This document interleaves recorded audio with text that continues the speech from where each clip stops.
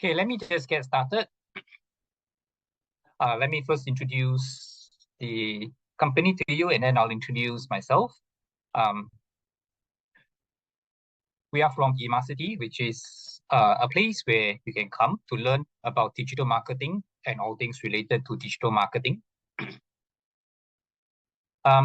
Imacity is a WSQ approved training organization, and the course fees that you use to participate in the courses can be funded through SkillsFuture as well as NTUC UTAP. So that's the advantage of taking up some of this available funding to attend courses and upskill yourself. And this is about myself. My name is Tay Siu Yi. Professionally, I'm a consultant and a trainer for data science, robotics, analytics. So these are the topics that I cover. And I've been working in a data space for more than 20 years in Singapore as well as France. In my career history, I've headed Asia Pacific as a region as well as participated in worldwide committees before. Also held the position of analytics director and head of department for data. In terms of industries, I've covered tech, telco, banking, and a number of others. Partly because I was in an agency before, and I served clients from all sorts of industries, and that's where the breadth of industry coverage came in for me. In terms of academic, my first degree is in robotics and automation, and my second degree is in marketing, and I have a second master's in AI. So that's where the combination of AI marketing and digital marketing comes in. And on top of that, I'm also a Mensa member. So that's me. Tonight, rather this evening, these are the few topics that we will be covering. We're going to talk about, well, not just analytics, but more specifically, web analytics. What is that all about? Well, essentially, it's going to be about analytics related to the websites, related to the internet, and in case you don't already know, we'll also cover how data is being collected. When you browse a website, I'm sure you're aware by now that data is collected all the time when you're browsing websites on the internet and when you're surfing using your mobile devices as well. But what is happening in the background when all these data are being collected? How does it actually happen? So we'll cover that. And we'll talk about the tools that you use to view all this data. And of course, when you can see the data, then the question is, well, what's the big deal about all this data? If you can see the data as an owner of a website, so what, right? So what's the big deal about all this? So let's look at what can happen with all this data as well. Okay. Well, there are a few ways that you can ask questions. Of course, you can always type your question in a chat, which I will look at it at intervals. And the other way is you can unmute yourself and ask questions as well. So those are the two ways that you can ask questions. And of course, one other way is you can raise your hand within Zoom, and I can pause for a while to listen to either your comment or your question as well.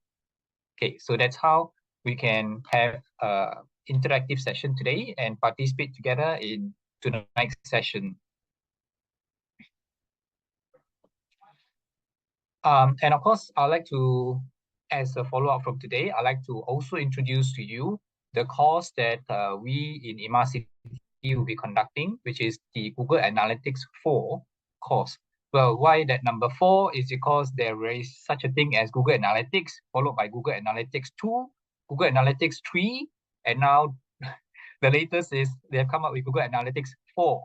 And this will be a 2-day course where we will cover things on what to measure.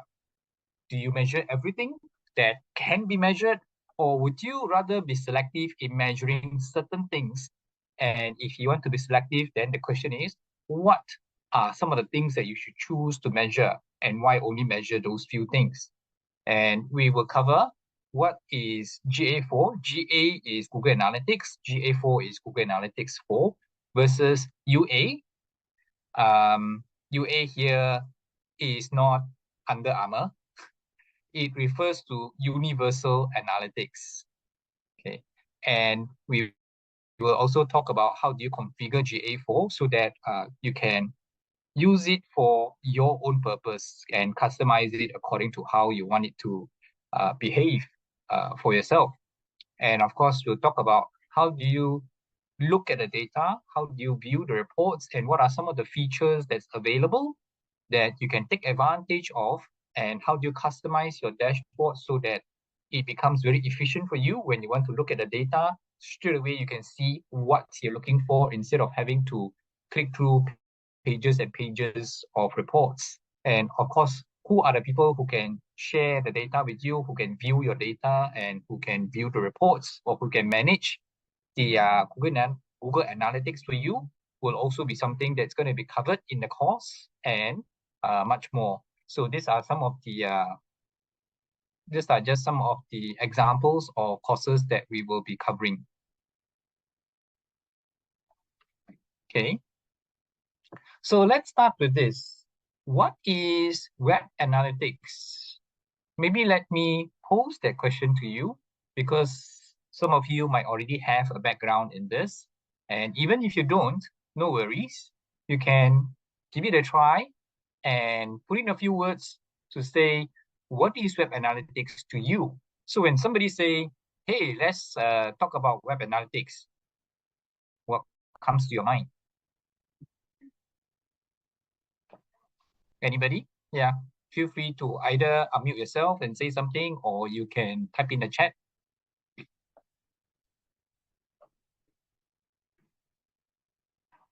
What is web analytics?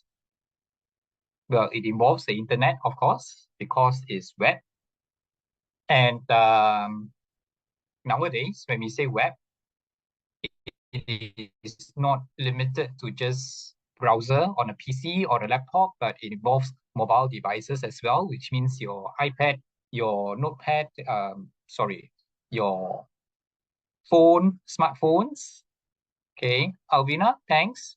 So you said that web analytics is measuring of website performance, and also to determine if the ads you are running are efficient in directing traffic and conversions.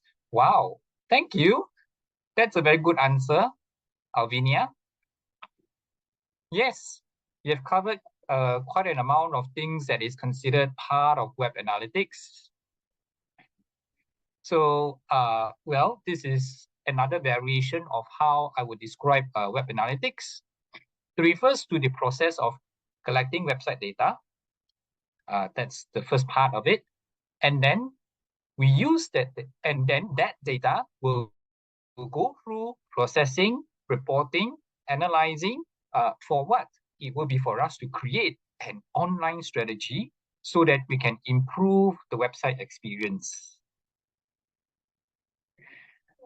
And website experience here is, of course, a very much shortened version of what else it would encompass. Of course, the website experience here also talks about if it is an e-commerce website, what is that shopping experience of being able to purchase well, being able to allow people to interact well if it's a social media site. So this there is a very broad expansion to what we can mean when we say improve the website experience. But generally, yes, this is what web analytics is about. The first part is collect data, and then we use the data for something. And of course, when we say we use the data for something, there is also this typical process that we go through when we talk about web analytics. There are these few steps. So a lot of us would think that, hey, we start by collecting all sorts of data and then we decide what we want. Actually, it's the other way around. You decide what, and then you go about collecting data related to your goals, and then we process the data. Well, processing the data here could mean that you may want to do some aggregation, some calculation of your data, because the collection of your data, most of the time, it starts off with raw data that you collect. And from there, from the processed data, you would then identify what we call metrics or measures that you want to use in order to help you make some decisions.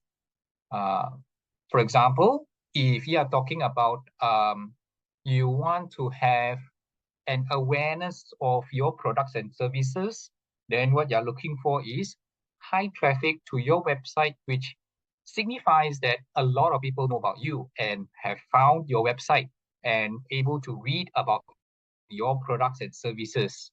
So if that is the goal that you have set in the beginning, then the data that you collect and you process would be geared towards helping you to ascertain whether you have achieved those goals or you haven't. So then there will be performance indicators, key performance indicators or KPIs or objectives that you would set in order to know whether you have hit something known as success or not. And depending on how far you are away from your goal, you may then want to start developing a strategy which can be measured, because the measurement then will come back to the data that you collect, process, and being reported. So then it fits into what you would have defined as a strategy, and you can even take a step further and experiment with different types of campaigns, different types of layouts, different types of interaction on your website, and get a feel of how much traction or how big is the difference if you were to employ a different way of engaging the users or your customers on the website. So this is a typical process that we would go through when we say, let's do web analytics. Let me pause here to see if anybody have questions to ask.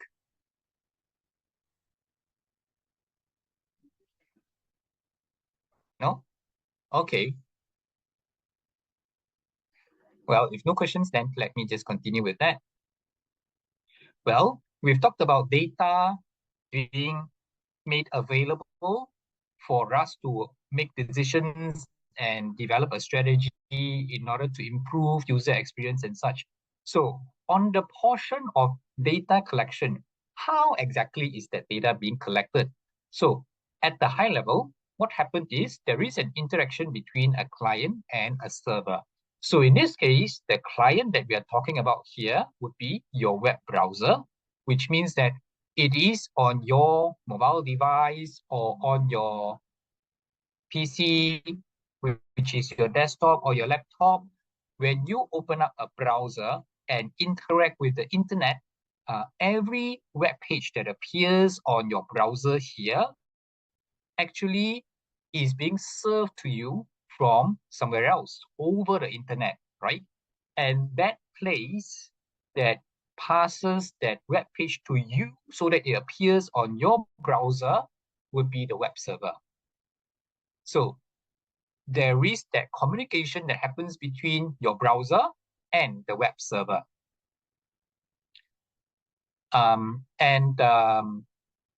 Every time when you, for example, you open up Google search and you type in some keywords that you would search for, then there is that request that's being sent to the web server for search results to be sent to you so that it appears on your web browser. So that is how interaction happens between a web client and a web server. Well, along with that, what happens is there is something called cookies. Although the diagram here looks like there are some chocolate cookies, but sorry to disappoint you, there are actually no such chocolate cookies that are floating around through the internet wires.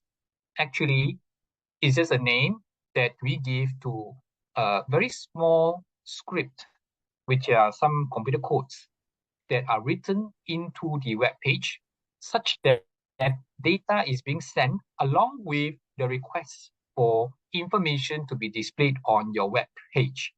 So that script, typically it could be a JavaScript, is what we call the cookie, which is embedded within your web page, such that every time when you send the request for information, when you send the request to the web server for information, that cookie tags along and goes to the web server along with the request.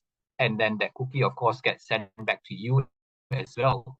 So this is how that information, that data about your browser is being collected and is being kept by the web server. Information such as what type of browser you're using, what is the web page that you're looking at, and if you have logged in to the website, of course, then your username will be captured to be able to identify who you are.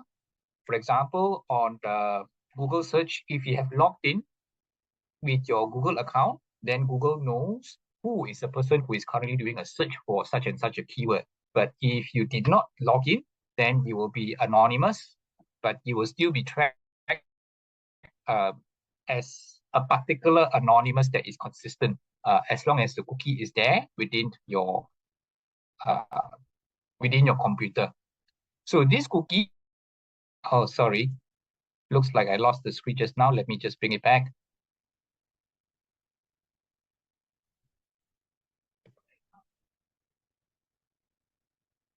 Sorry for the interruption. Well,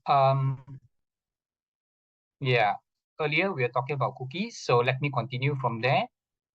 Examples of metrics that are being collected. This would be when we say, because we talked about data being collected by the web server, right? So there are some, well, there's a lot of information that's collected, but these are just a sample of some of the kinds of data that are collected. Typically, there will be visits, page views, and unique visitors. Visits would mean that it is a continuous interaction with that particular website. And as long as you're still interacting with the website, that's considered one visit or one session. When you stop interacting with the website for 30 minutes or more, then most of the time it would be considered that you have ended your visit on that website. It doesn't matter whether the website remains open on your browser or not, but as long as you stop interacting, that means there are no clicks, you don't slide, you don't browse, you don't touch anything on that page, then and you leave it there for 30 minutes or more, it would be, in terms of data collection, it would be considered that you have ended your visit on that website, and your next interaction thereafter will be considered as a new visit on the website. So that's what a visit is as a metric. There is also a term that is used commonly in web analytics called the page view. This is a count of how many pages were being seen by the user or by the customer when they are looking at the website. So every click that refreshes the page is counted as one new page view. And unique visitors is the person who is using that same computer looking at the same website, that will be counted as a visitor. So you can have one visitor looking at many pages, therefore one visitor with many page views, and also one visitor with many visits. That person keeps coming back to your website to look at your web pages again and again. So one unique visitor can have multiple of visits and multiple page views as well. And of course, within your website, when you look at the aggregated numbers in total, you would have, well, usually you should have quite a number of unique visitors as well. So later on, we'll look at how what are some of the ways that we will interpret this kind of numbers, right? If you have high visits, high page views, then what does it imply? What could it mean in real life? Because all these are just numbers, right? But when you read the numbers and you see that, well, it's a low number or a high number, then what does it mean? We will talk about that a little later, okay? Now, in terms of the kinds of tools that are being used to collect the data, of course, Google Analytics 4 and Universal Analytics are just some of the tools available, and Google Analytics can be used for free. Of course, that's one of the attraction of using Google Analytics. There are paid software or paid applications that you can use for capturing web analytics data as well. But we're not going to cover all the possible tools out there. There are actually quite a number. And some of the tools are actually a combination of web analytics plus something else. Okay. So just comparing these two, well, Universal Analytics actually is the tool that is available from Google as well. It was up to 14th of October 2020. Because thereafter, Google Analytics 4 was being launched. And what is the main difference between Google Analytics 4 and Universal Analytics is the way how the data is being structured for you to view, report, and analyze. So in Google Analytics 4, you would have an organization above the account. So your account would have many properties. Well, this is quite a specific term within analytics. I will just explain in very broad terms for now.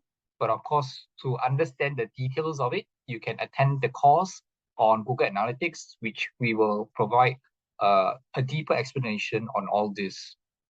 So in Google Analytics 4, you would have an organization, and within organization, you can have one or many accounts.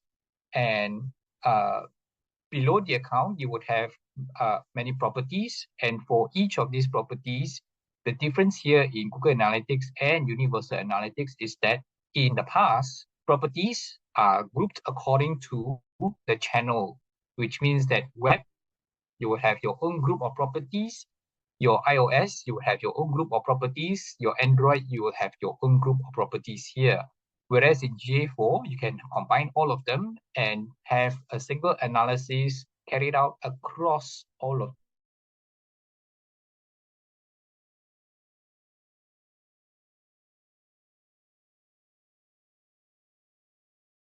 them. But in terms of the ability to collect data, the ability to configure and customize according to how you want data to be collected and reported, well, both of them have the capability. Okay? So this is Google Analytics 4 versus Universal Analytics. Let me just pause here for a while to see if there are any questions.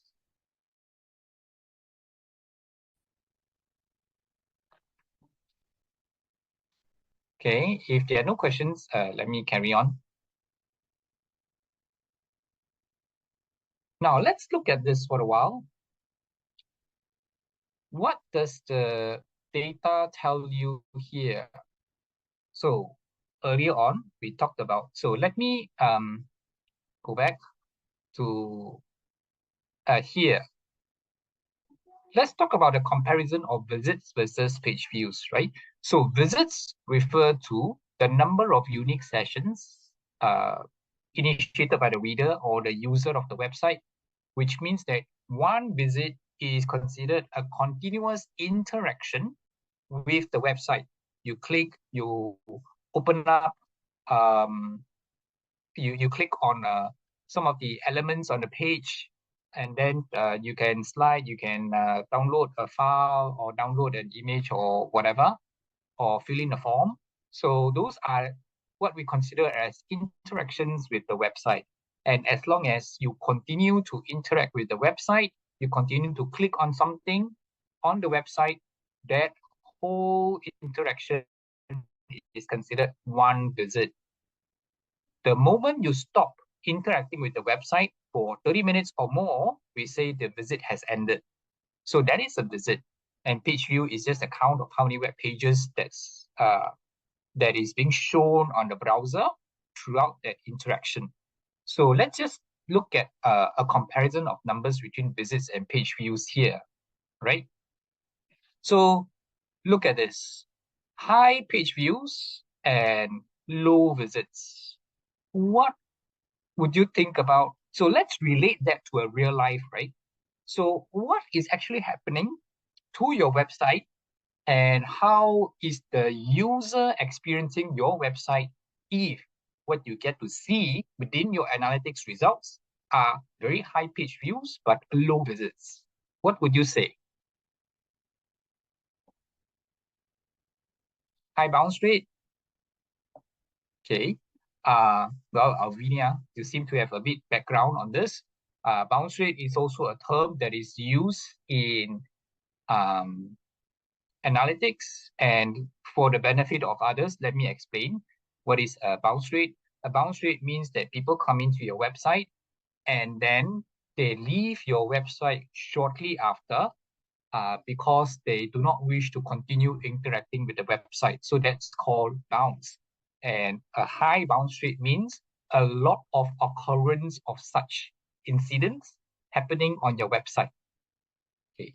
So Avinia is also saying people visit the page but leave immediately. Okay.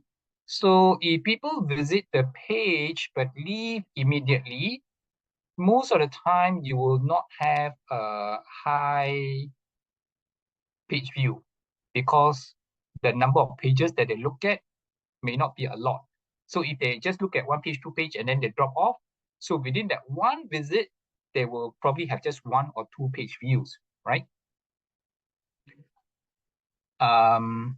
So Eddie also contributed something here.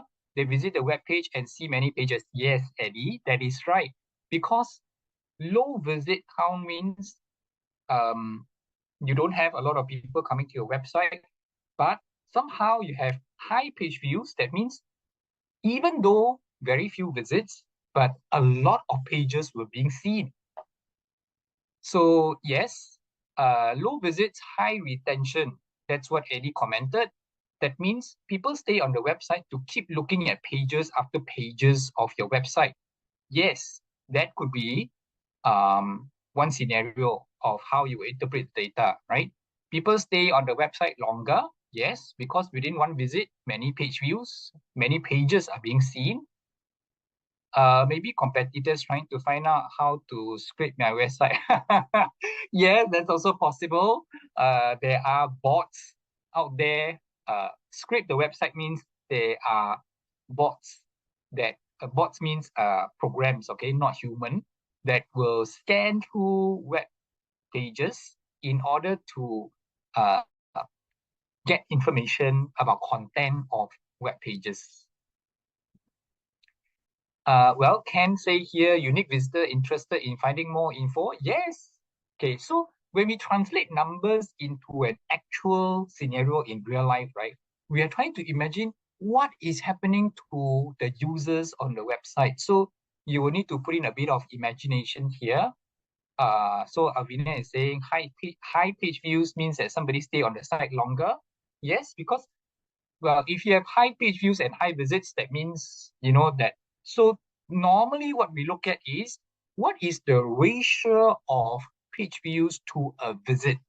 So when we say high page views per visit, it means that within that single visit, people actually looked at lots and lots of pages on your website. So what are the possibilities of that happening? As well, Ken mentioned here that it means that people are very interested in reading your website. After one page, they want to learn more. They keep reading and looking at your website. Okay, so is that a good sign or a bad sign? What do you think? So if people stumble on your website, They come in, and they keep looking at your website page after page. So AD says that if low visits overall, then must have awareness. Some free iPad as free gifts to visit website. Yeah, that's possible. You could incentivize people, uh, entice people to come to the website. But that what you mentioned are more of how you want to run a campaign in order to get people into your website, increase the viewership of your website, right? So, well, I think we all agree here. Wow, Eddie, buy one condo, get another free. Tell me where you get that. I would like to visit that website too. Okay. Yeah, those are good examples of how you can put in some promo messages for people to be interested. Just like the moment you mentioned, buy one condo, get one condo free. Yeah, I'm also interested. Why not? Okay, so Alvinia is asking, can high page views be for poorly designed websites because people trying to find info on the site? Yes, that is the other scenario that I was trying to bring up as well. Thanks, Alvinia, for saying that. So, of course, on the positive side, you can say that, oh, people are very interested in my website. They keep looking at pages after pages on the website. And then, hey, look, it looks like they are reading lots and lots of things. Well, that depends on what your website is about. If your website is writing travel stories, telling people about the nice hotels to stay in, food reviews, blogs, where are the good restaurants to go to. So if people keep reading page after page, well, of course, that is a good sign, right? But if your website is just selling some products, for example, you're selling uh, electronic gadgets, and you only have uh, a few pages of products, and you notice that high page views means people keep searching and searching and searching within that one visit. People are looking for something. If they cannot find, they keep searching and searching. Well, then it may not be a very good sign, right? So, well, there are different interpretation for different contexts, and you need to understand your own website in order to put in that interpretation of what the numbers would mean for yourself. So that is the scenario that we're looking at. High page views but low visits, which means that page views per visit are high. Okay, so there is a positive possibility as well as a negative possibility when we interpret this kind of numbers. Now let's look at the other scenario. What if it is the other way around? You have low page views but high visits. That means the ratio of page views per visit are actually quite. Nowadays, well, TikTok can make money, right? And people would just post whatever that could interest others to view their videos. But well, what would you make out of it if we say that low page views but high visits? Eddie is saying maybe only one or two pages on the website. Yes, that's a possibility. So if your website actually doesn't have that many pages and you have low page views and high visits, actually it is a good sign, right? That means people are able to get what they want. If it is meant for e-commerce, people can very quickly get to the shopping cart, drop things there, and then leave the website thereafter because, well, it's very easy to use and they have gotten to where they want. They have gotten the information that they need. They don't need to stay on the page for too long.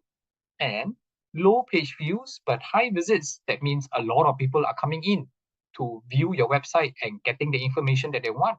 So low page views doesn't always mean a bad thing. So again, put it in the context of what is your website trying to do? What is your website trying to achieve? And then you interpret according to the objectives of your website.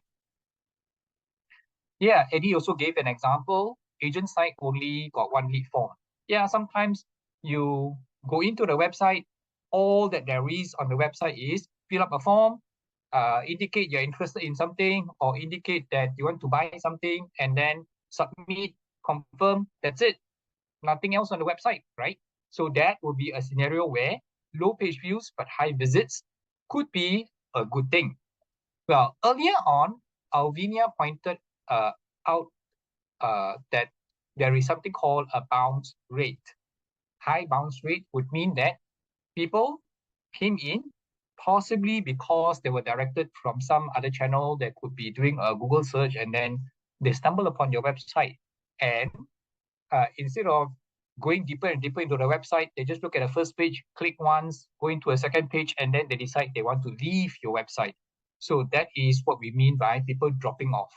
And if people bounce off, means that they land on your website, look at that page, that one and only page, and decide to leave your website straight away, that is bouncing off your website. Okay.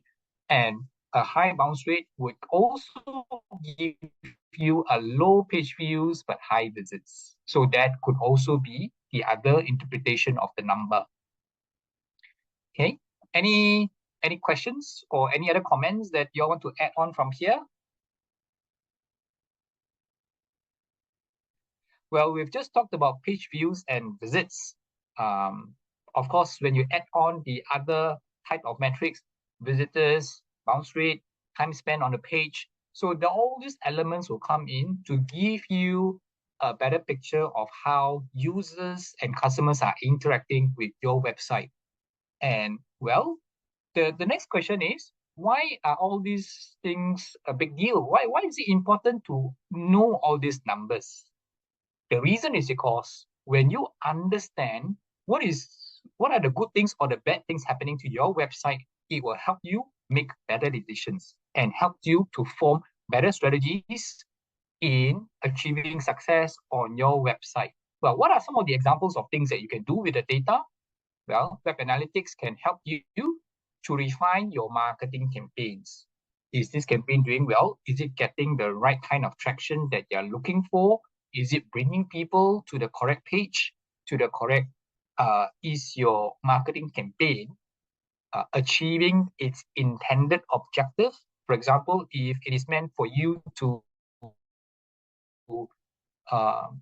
create awareness, get people to sign up, to subscribe to updates from you, well, is that even happening? So how do you know? This is where web analytics can help you. When you read the numbers, those numbers will tell the story. And it also helps you to understand your website visitors. Why is it that some of the visitors to your website tend to browse a lot of pages and stay on longer, but some other visitors just dropped off after a very small number of pages? Well, you could actually have some kind of profiling of your visitors, because by profiling your visitors, you can then formulate the right kind of campaigns for the right kind of target audience and help you to reduce the cost spent on marketing and increase your effectiveness as well. And it also can help you analyze your website conversion. What do we mean by conversion here is from just browsing, you convert them to make a purchase, which means that from browsing products or services, they put things in a shopping cart and then they do a checkout, they make a payment. So that is what we mean by that conversion flowing through a funnel. So it can help you to analyze your website conversion. Are there a lot of people who came in, but very small number who actually converted into a purchase? And if that is so, how do you break it down and figure out which part of that journey is not working well for the users? Well, web analytics can actually help you with that as well. You can also improve website user experience, which is something that we've talked about earlier. If you realize that people keep getting stuck and not able to move on to a particular portion of your website, then well, these are the kind of things that will be found out when you read your numbers from your web analytics reports. You can also boost your search engine ranking using web analytics, because it's able to tell you where people are coming from and what kind of search keywords they use to arrive at your website, and that will tell you what are the effective, what are some of the keywords or key phrases that are not so effective in boosting traffic to your website. And as an extension of that, it also helps you to understand and optimize your referral sources. Where are people coming from? Is it from search engine? Is it from another website, a partner website, or is it coming directly because people just type in the name of your website, they know it by heart? So what are the places, where are the entries to your website? And of course, it can help you boost online sales because of your ability to analyze the user journey or the user experience on your website.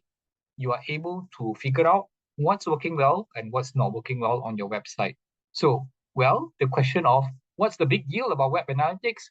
Actually, it is a big deal because it makes a huge difference whether or not you're able to strategize well using factual information as opposed to just trying to go by a gut feel and intuition. So this is what web analytics can help you with. Okay. And of course, in order to help you learn more, what's available to you is the Google Analytics course, which runs for 2 days. And you can scan the QR code here if you're interested in attending the course, which will cover a lot more than what we've talked about today. And this course can be funded using your SkillsFuture, and you can claim from NTUC UTEP as well. You can scan the QR code that's on the page for to indicate that you're interested and to find out more about the course and the available dates. And within this course, we will also cover some of these topics. For example, what to measure and Google Analytics 4 versus Universal Analytics and how to configure GA4, how to use the reports, the AI features, and customize the dashboard and manage the users who are able to see and much more. So that's what's going to be covered within the course. And just as an example, for funding support, you're able to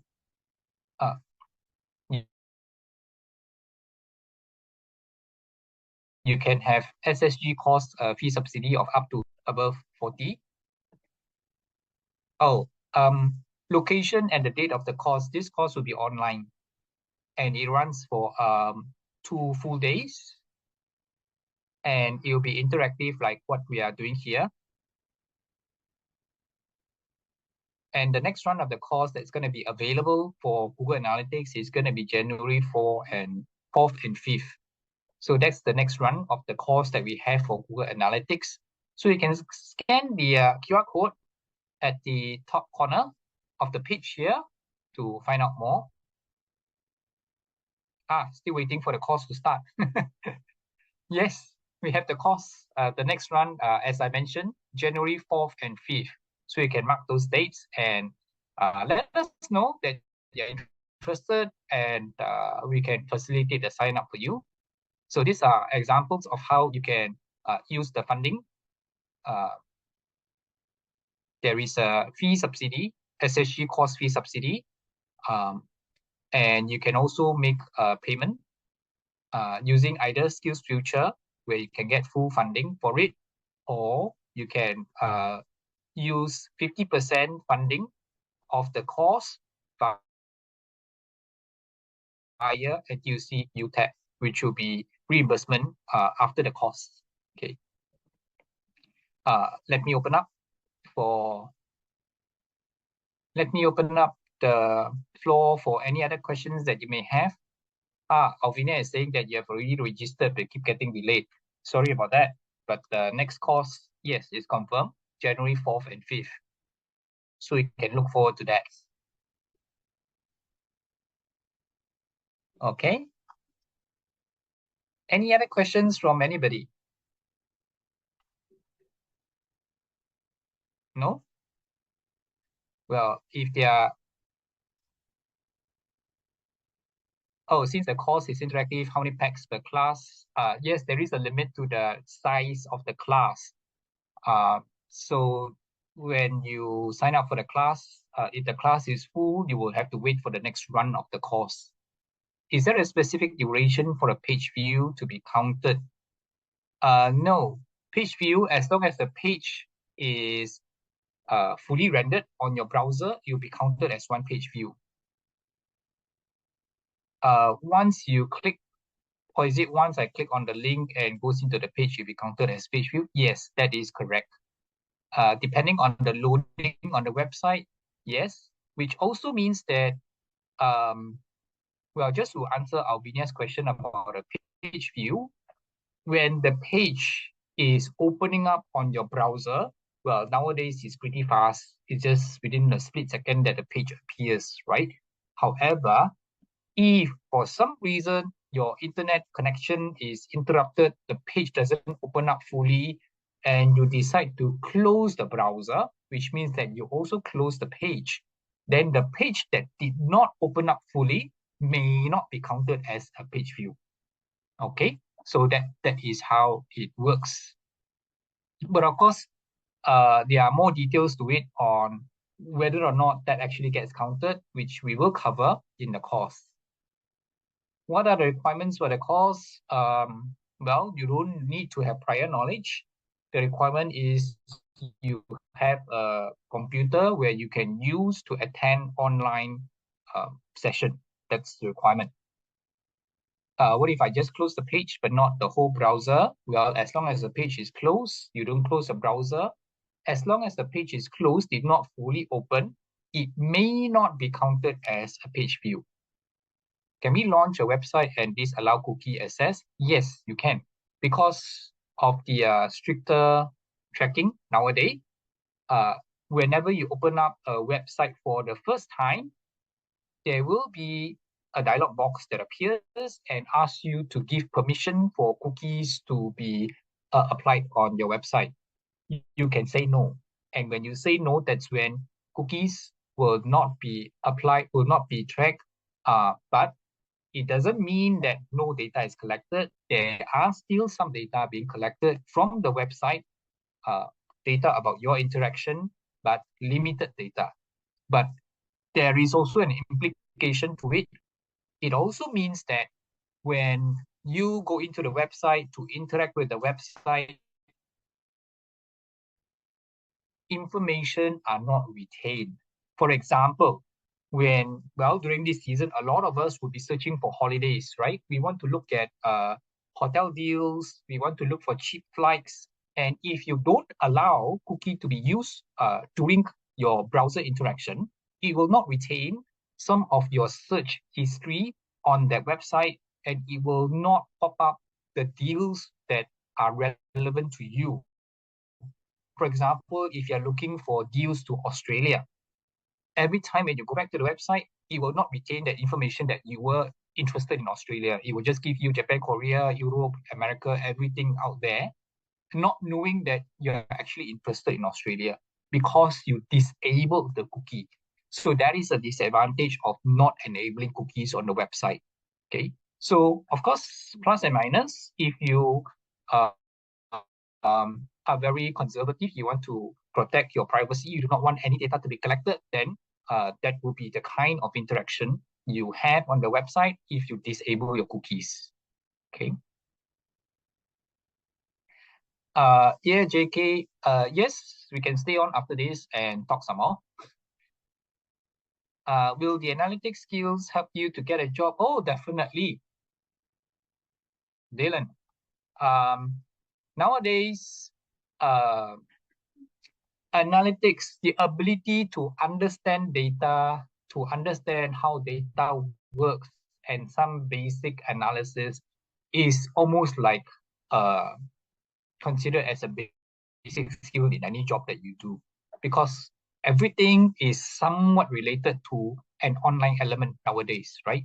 It's just like knowing how to type is a requirement for the job because you need to use a laptop or a computer or a keyboard somehow, right? So, well, it is coming to the era where knowing analytics, at least the basics of it, will be helpful in any job that you want to go for. And it can even be helpful for you to start your own business, because you would always want to know what is the best way to save costs and what is the most effective way to get results within the shortest possible time, right? So analytics is what can help you achieve those things, whether you decide to be an employee or run your own business. And even as a retiree, what's the best way to spend your money? The most efficient and cost-effective way. Okay, so let me, well, if there are no other questions, then you can scan this QR code to leave us a message. Let us know your indication of interest to participate in the course that's coming up on Google Analytics. And that's all for our session today. Thank you.